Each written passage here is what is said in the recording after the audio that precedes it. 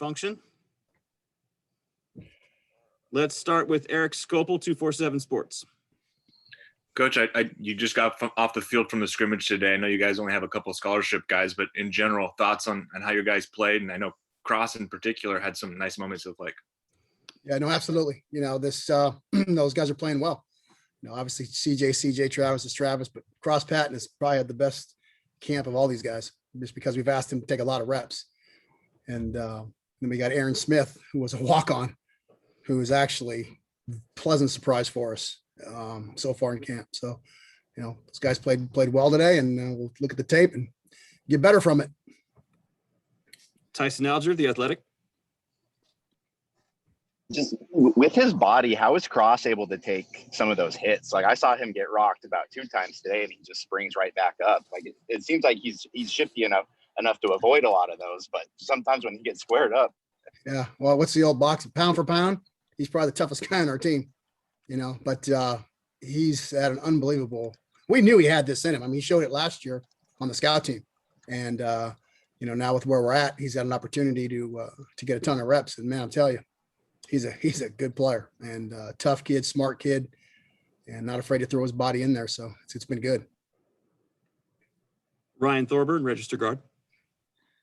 Jim, when you have guys like CJ and Travis that have been around so long and played so many snaps at Oregon, and now with the limited amount of bodies, they're going to get a lot of reps this spring. What do you want them to work on at this point in their career? Well, they just got to elevate their game. It's the typical deal. The next year, you got to be a year better. And that's what those guys have done. Obviously CJ, the freak injury he had last year, but Travis had an unbelievable year last year. He's got to capitalize on that and have a better year this year. It's just the whole thing. It's a year better. People should look and say, man, he's a year better. And that's what we're looking for out of both those guys. And then Cross has been, like I said, a pleasant surprise for us. Go to James Crepia, Oregonian. Jim, CJ goes 67 to the house on that first play there today. Obviously, you've seen that before. So how difficult for you as the position coach was last year when he's missing his first games, and that what you saw today, what you saw for 2 years prior, is what he's capable of, and that's what we were missing down the stretch. Yeah, absolutely. I mean, he's, like I've said before 1,000 times, I believe CJ Vardell is the best back in the country. You just got to keep him healthy. Last year, that was the freakiest injury you could ever imagine. Rip a ligament in your thumb, putting your hand on the ground. I mean, but Travis stepped up and had an unbelievable year. And so CJ is as dynamic as they come, and he's a complete package. And if he stays healthy, which he will, the sky's the limit for him and Travis, and right now Cross. So it's been good. James, did you have a follow-up or a second question? Yeah, just on that point, Jim, it's obviously the issue that's been looming around CJ for years, and it's always the durability issue. And he was the Iron Man who played through everything in 18 and in 19, and then last year it caught up to him. Right. If you had the answer, it wouldn't happen. But you've tried everything. You've tried basically bubble wrap in the spring with him. I get it, but how do you try to get him through what you hope is a 15-game season? Yeah, you're not going to take away what his personality is. He's just a tough, hard-nosed, tough football player, and you can't take that away. The thing is, you have to make sure you have depth, which we do, and it's fortunate, but he is what he is. That's why he's such a great player. You kind of limit his reps in fall camp and in spring ball just to kind of take the punches away a little bit, kind of the wear and tear on the tires, which is what we've done. But once game time comes, you can't ask him to do anything that he's doing, and he's just the way he plays the game, and I love him for that, and that's just what makes him so good. Let's go to Eric Skopel, 247 Sports. With Cyrus gone, are you looking for a short yardage goal line specific back, or is that just going to be it kind of plays out the way it plays out? Like you go into spring and fall kind of hoping to have someone kind of substitute what he did the last couple of years? Yeah, CJ can be that guy. Travis can be that guy. I mean, that's just something that just kind of come within the flow of the game, and with what we have coming in, kids we have coming in, that'll be a good competition for us to have, but there's no different. You just kind of, who's the hot hand's going to play. You get down there, you're just going to go. Let's go to AJ Jacobson, Rivals. Yeah, Coach. I saw Cross Patton standing there for a really nice block today. But overall, your whole unit, how is your unit doing blocking this spring? Good. Last year they were much improved from the first year. And so far, and today was a great day. I mean, for those guys, they step up in there and, a running back's always going to be at a disadvantage weight wise. You're trying to block Noah Sewell's 260. Cross is 160 pounds today. And so you have to understand it's all about fundamentals, it's all about techniques. It's all about a want to. And today was a good day and they've had a good spring, but it's something you work on every single day. And so it's just something they've gotten better at and they're going to continue to get better at. Warren Williamson, Duck Football News. Jim, kind of focusing on what AJ just asked. You're mute. I can't hear you. Hit the unmute. And There we go. Got it. There we go.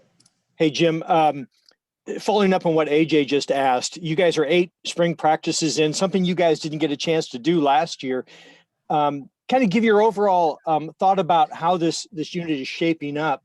Not really what they're going to do in the future, but kind of where they are right now. Yeah, it's the best chemistry, both in my room and on this team since I've been here.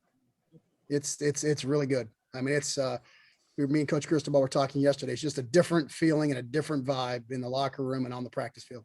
It's something that's I think is very special. But the chemistry, again, in my room and with this team is the best it's been in my 3 years here. Let's go Eric Scopel, 247 Sports. How valuable or invaluable are spring practices to guys like Sean and Trey, and how much does that, I don't want to say hurt their progression or slow them down, but are they missing out on a lot and opportunity this spring to not be available? Absolutely. I mean, it's all about reps. It's all about, how many snaps can you get, and with Sean, it was just gut wrenching to me that happened. I mean, this was his time to shine. He paid the price. He understood that it was a process involved. He embraced the process, but he'll be back stronger than ever. Sean will be back and he'll be as good as ever. And then Trey should be back very soon, full speed. So we'll have a complete room. But yeah, it hurts when you can't get reps. But the hard as those two guys work, they'll catch up in no time. Jerry Thompson, Ducks Illustrated. Yeah, Coach, even the best back in the world, though, isn't going to go very far without good blocking. So what have you noticed the offensive line? Have you seen an improvement yourself? No, absolutely. I mean, we go how they go. And, they're coached by the best O-line coach in the country, and Coach Mirabal. So that's never going to be an issue. And those guys have gotten a year better. It's a remarkable improvement just because they're a year better. It's the same group the next year. And so, those guys are playing really well right now. It's been fun to watch those guys develop. And like I said, that first play, CJ went 67. All he had to do was make the safety miss. Everybody else was blocked, and that's what you're looking for. Tyson Alger. When you have that sort of chemistry that you were talking about with a maturing group, just how fun is this for you to coach? I mean, like I was watching you during warmups with the PVC pipe with the boxing glove on it. It just looks like you're enjoying your time out there. Just how is that for you right now? Well, I love what I do. I mean, I love what I do, and I'm doing it at the best institution in the world. I mean, it's a dream. Every day I turn the corner coming to work and see that O, and I get chills still. I mean, that I'm actually at Oregon. And so I love what I do.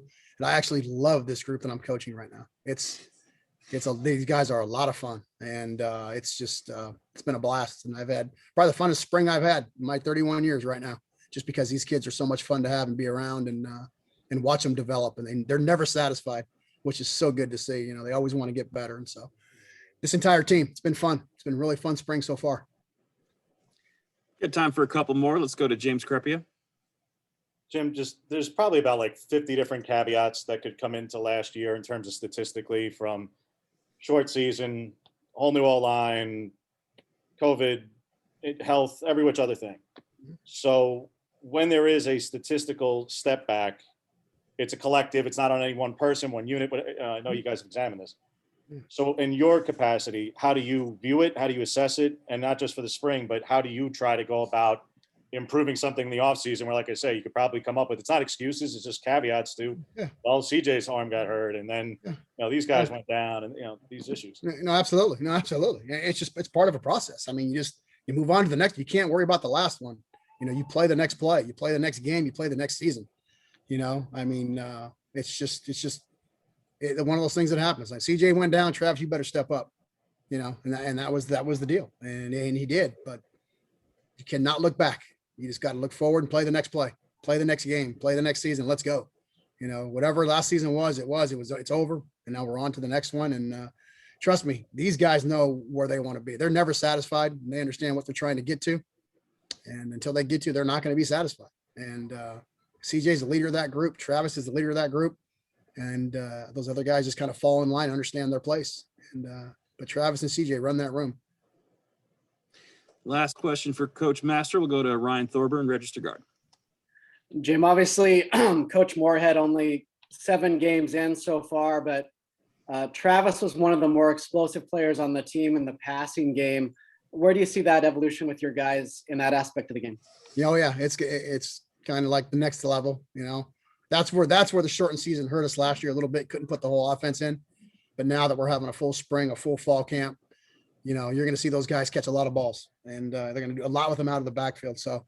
And not only Travis, but CJ and Cross and all those guys that we have on our roster are going to be big in the passing game. And it's just kind of the process of the offense and having a full spring and a full fall camp. Coach Mastro, thanks for your time today. Appreciate it. Thanks, guys. Appreciate you guys.